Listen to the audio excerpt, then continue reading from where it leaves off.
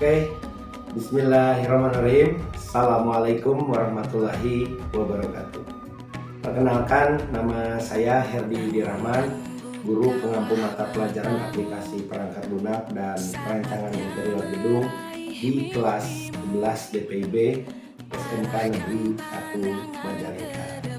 Oke, pada tayangan kali ini saya akan menyampaikan beberapa permasalahan siswa di dalam mempelajari mata pelajaran aplikasi perangkat lunak dan rancangan interior gedung.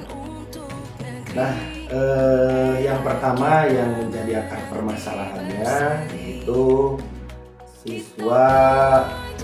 beberapa siswa ada yang kurang menguasai potensi menggambar tugas tersebut. Ini terutama di dalam tugas besar ke-1 ini, yaitu mendesain bangunan rumah tidak bertingkat atau bangunan rumah sederhana menggunakan program aplikasi AutoCAD. Ya. Nah, yang kedua adalah faktor penyebabnya. Jadi yang menjadi faktor penyebabnya ini, yang pertama, sebagian siswa ada yang kurang memahami dan menerapkan perintah dasar AutoCAD untuk mendesain bangunan rumah sederhana. Terus yang kedua itu ada beberapa siswa yang kurang motivasinya dikarenakan ada beberapa faktor eksternal maupun internal. Salah satunya diantaranya mungkin siswa saya amati itu cepat jenuh, kurang menyenangi di dalam desain gambar, juga cepat lelah dan menyerah. Nah, ini yang paling penyakitnya sama itu adalah pada saat ketika pembelajaran ini siswa selalu bermain handphone, ada yang main game, ada yang bermain sosmed dan lain sebagainya, dan juga ada sebagian siswa yang ngobrol mengganggu teman di sekelilingnya, jadi mereka berpengaruh berkurang fokus gitu. Nah, itu beberapa faktor penyebab. Selanjutnya yang ketiga itu solusi agar siswa bisa mengerjakan gambar desain itu bagaimana gitu ya. Jadi yang pertama, saya buat time schedule untuk pembelajaran aplikasi perangkat lunak dan perancangan interior gedung, baik teori maupun prakteknya. Jadi kita buat time schedule dari bulan Juli sampai bulan November, dimana ini tugasnya memang sangat berat, dari mulai side plan sampai dengan detail, dari mulai side plan, potongan, tampak, terus dana rencana fondasi, detail fondasi dan lain macam sebagainya. Kita buat time schedule sehingga bulan November minggu keempat ini anak sudah harus mengeprint project harus sudah mengeprint tugas besarnya dan dikumpulkan ya.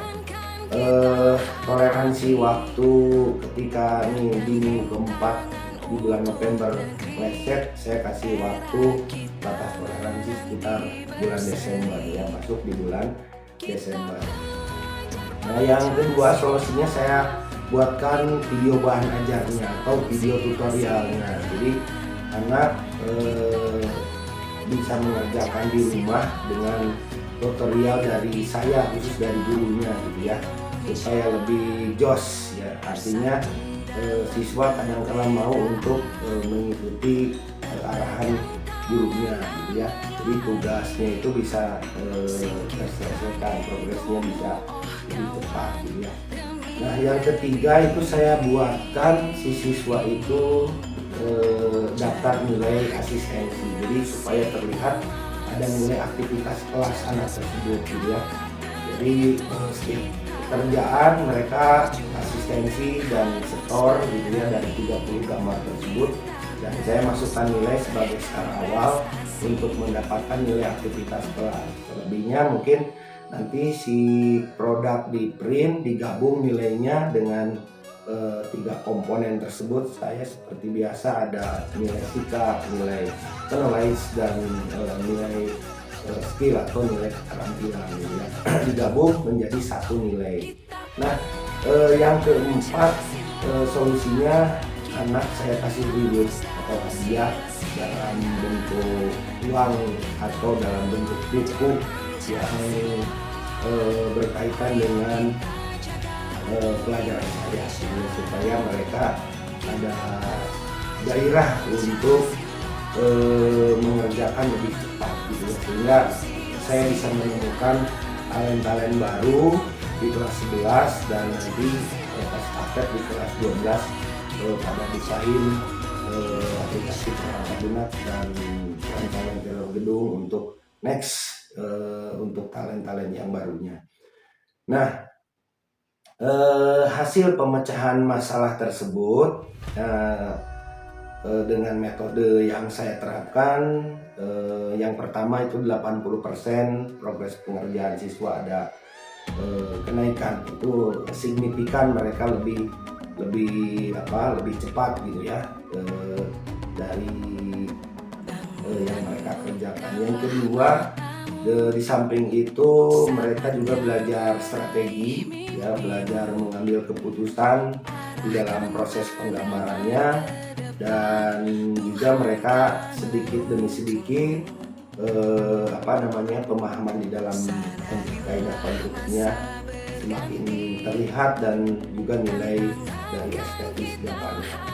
Oke, itu saja paparan berkaitan hasil permasalahan siswa di dalam pembelajaran aplikasi perangkat lunak dan rancangan indera gedung.